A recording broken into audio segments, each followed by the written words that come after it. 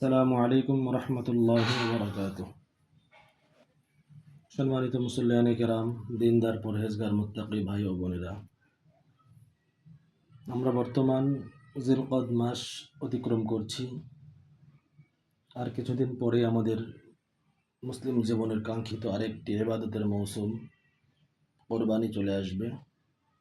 Already আমরা ইবাদতের একটি মৌসুম পার করছি, সেটা হলো হজের মৌসুম। এই হজের সাথে রিলেটেড আরেকটি ইবাদত হলো কোরবানি করা। কোরবানি সংক্রান্ত দুটি হাদিস আপনাদের সাথে পেশ করছি। সেটা হলো নবী করিম সাল্লাল্লাহু আলাইহি ওয়াসাল্লাম হাদিসের মধ্যে এসেছে, আকামা রাসূলুল্লাহ সাল্লাল্লাহু আলাইহি ওয়াসাল্লাম বিল মাদিনাতি 10 সিনিনা ইউদহি। নবী করিম সাল্লাল্লাহু আলাইহি ওয়াসাল্লাম মদিনাতে 10টি বছর জীবনযাপন করেছেন। 10 বছরের প্রতিটা বছরেই তিনি একটি করে কোরবানি করেছেন কোরবানির মৌসুমে।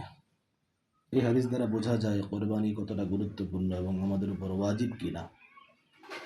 আরেকটি হাদিসের মধ্যে আসছে, মা মিন আমালি ইবনি আদম মিন আমালি ইয়াওমান নাহরি আহাব্বা ইলাল্লাহি মিন ইহরাকিদ দাম।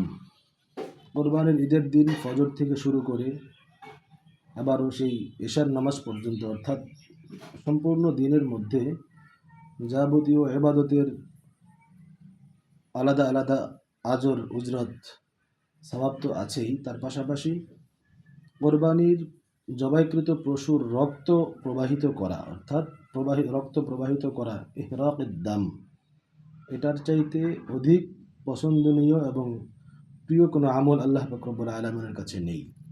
সুতরাং আমাদের এতটুকু বুঝতে হবে যে কোরবানিটা কতটা গুরুত্বপূর্ণ একটা ইবাদত। আল্লাহ তাআলা আমাদের সকলকে সেই অনুযায়ী আমল করার তৌফিক দান করুন।